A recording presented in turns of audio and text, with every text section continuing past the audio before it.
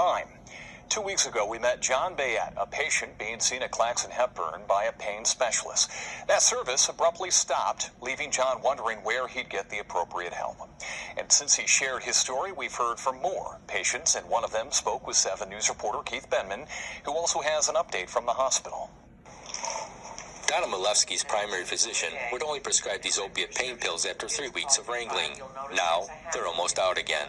When this bottle is out, I'm only hoping and praying that my primary will come through for me.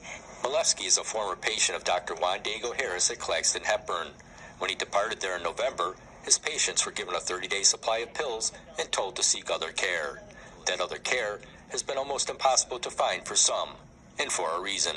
There's a limited number of doctors that are willing to do the pain management, and when you do find those doctors, sometimes they are not willing to prescribe the opiates just because of the opiate crisis. Milewski has a paralyzed hip, degenerative disc, severe joint pain.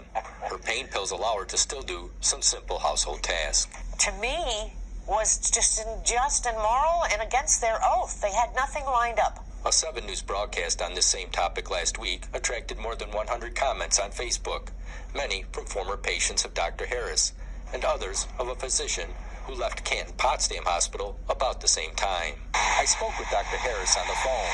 He told me he misses his patients. We referred any questions on his departure from Claxton Hepburn to the hospital. He said he understands that many doctors are afraid of prescribing pain medications. He emphasized that it takes special training to do so properly. Claxton Hepburn gave patients a list of doctors they could contact. When 7 News asked if the hospital is doing anything else to continue patient prescriptions, it gave this answer. Physicians must exercise independent professional medical judgment in determining the types and amounts of controlled substances that are appropriate to be prescribed to a patient. John Bayette is also a former patient of Dr. Harris. He says